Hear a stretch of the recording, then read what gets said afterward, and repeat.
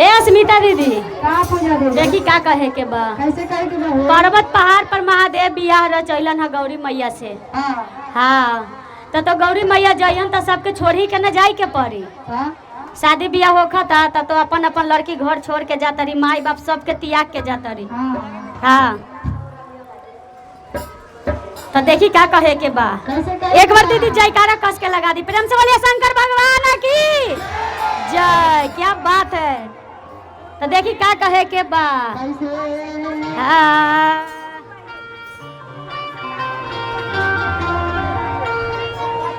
अरे मम्मी छोरा वाला पापा छोरा वाला शादी रचवला ये भोला जे। देखी का कहे के बा अरे मम्मी छोरा वाला पापा छोरा वाला शादी रचवला ये भोला जे। मम्मी छोरा वाला पापा छोरा वाला शादी रचवला ये भोला जी। ए तो हमसे भंगिया ना पेशाए भोला रोवाए हमसे।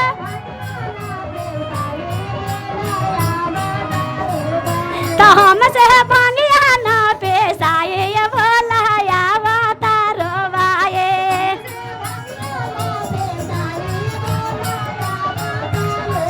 ए अरे मामे छोरा वाला पापा छोरा वाला शादी रचवला ये भोला जे। मामे छोरा तो हमसे भंगिया ना पेशाए ये भोला रोवाए हम। ए भोला जी हमसे भांग नहीं के पिसाई हो, बोला ना। हाँ भोला जी तो हमरा लेके गेबे कैलन, मम्मी पापा के छोड़ देनी है, पर्वत पहाड़ पर गईनी, हमरा से महादेव हमरा से भांग पिसावत रह। त का करी बोला ना का करी। हाँ ना ना भोला जी ए अस्मिता दीदी पहले इन्हें ताका ना हो हमरा। भोला जी छोड़लो ना का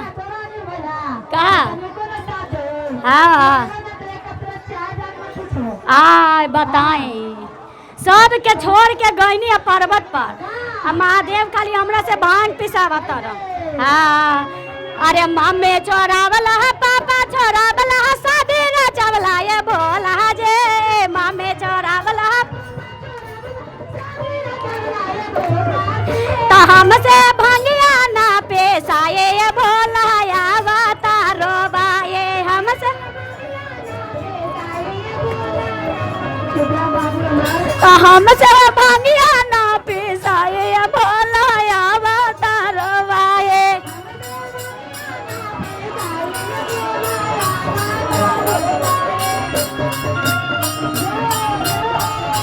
ताली दीदी ताली।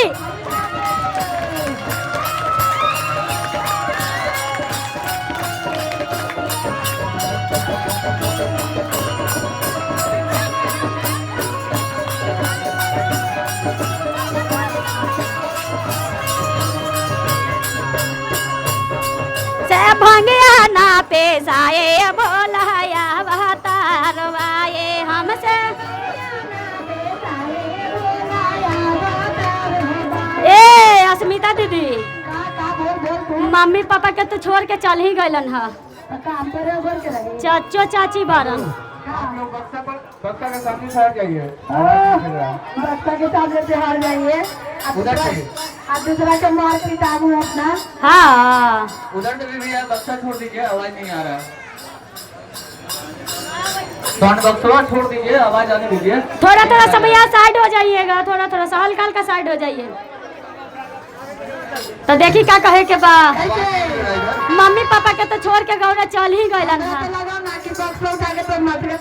हमर मथवा पर काहे खातिर आवाज पूरा देती है नई के इतना आवाज काफी बा हो, इतना आवाज काफी बा। तो देखी का कहे के बा अरे चाचा छोरा वाला चाचे छोरा वाला शादी रचवला ये भोला जे। चाचा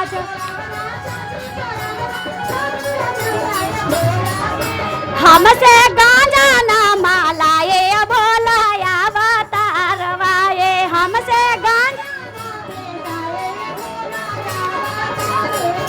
तो हमसे गांजा ना मालाए भोलाया अवतारवाए।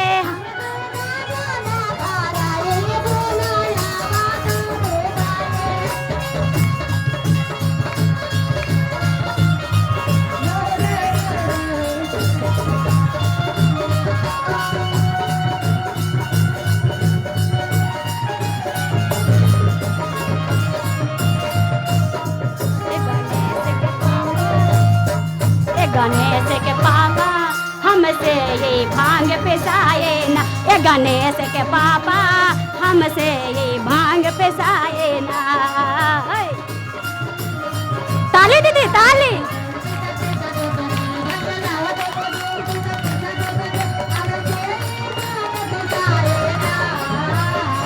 ए गणेश के पापा हमसे ये भांग पिसाए ना।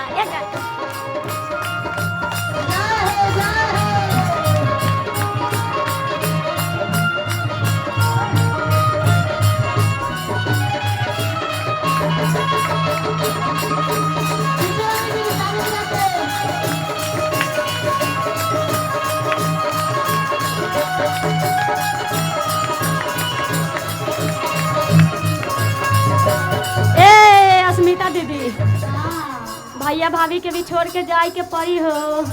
हम नइखे जाननी ह कि हमरा सब के छोड़ के जाए के पड़ी। हाँ और बाप रे बाप प्राण बसता हो एकदम। हमर भाभी में हमरा के प्राण बसता हो। का करी कैसे छोड़ के जाई पर्वत पहाड़ पर जाई के तो परी। देखो न हमरा से भांग पिसवावा तरन, गांजा मलवावा तरन और ऊपर से बेल के पत्तों हमरा से तोड़वावा तरन। कितना दुख के बात बा।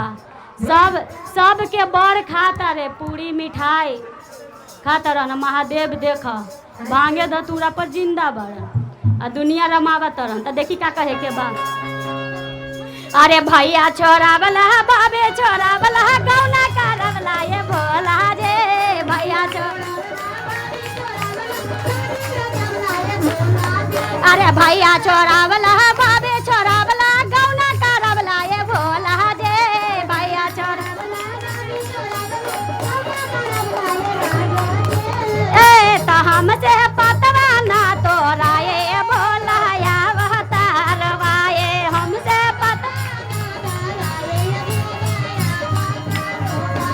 हमसे पतवा ना तोड़वाए भोला या अवतारवाए। हम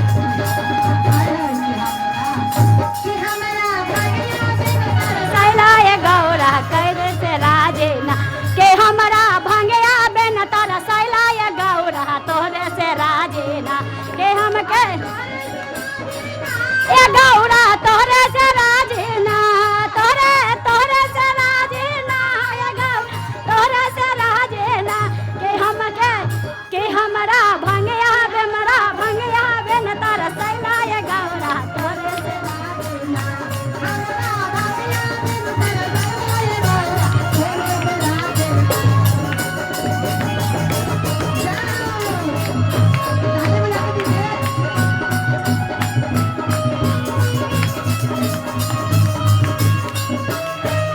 अस्मिता दीदी माई के छोड़ देनी है, चाचा चाचानी के छोड़ देनी है, माई बाप सबके छोड़ देनी है, भाइयों भाभी के छोड़ देनी है।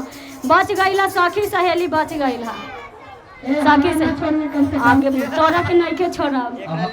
तू तो हमार जिंदगी बारू कैसे छोड़ दे। तो अच्छा चल हमने दोनों के बात कौन जानी का डली भैया कोई जानी हमने दोनों अब हम जानी बा हमनी दोनों तो जिंदगी के साथ बन गई नहीं हम। अच्छा चलो चलो भोला भोला के दरबार में चले के बाद ना बहस न करे के ना बहस करनी बाप रे। ताली ना बजाओ तो बजाओ क्यों रे? हाँ ताली न बजावे तो बजाओ जो रे। हाँ तो दीदी एक और कस के जयकारा लगा दी प्रेम से बोले शंकर भगवान की जय। ओने भैया लोग नहीं के बजावे तारा तो देखी का कहे के बा ताली न बजेंगे तो देखी का कहे के बा। अरे सखिया छोरावला सहेलिया छोरावला गावना करवला ये भोला जे सखिया अरे सखिया छोरावला सहेलिया छोरावला गावना करवला ये भोला जे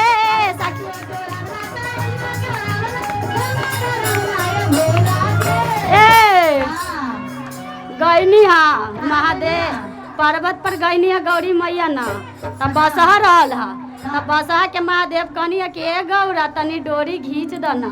अच्छा हमरा न खींच दे तोरा नहीं के घींचब बसहा के डोरी घींचे के खातिर कहलन हा तो वही से कहत अरे गौरा मैया महादेव से का कनिया का कहनी हा इतना कस के बोलबू का इतना कस के बोलबू का थोड़ा से डर बा ना बाप रे देख ला कोई से काम बा देखा। आपके दोनों में गीत गानी है ना अरे सखिया छोरावला सहेलिया छोरावला गावना करवला ये भोला जे सखिया ता हमसे डोरे ना घेचवाए ये भोला या बतारवाए हमसे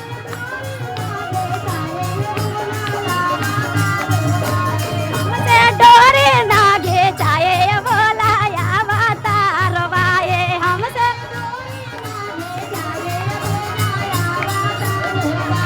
हमसे डोरे ना घेचवाए भोला या बतारवाए हमसे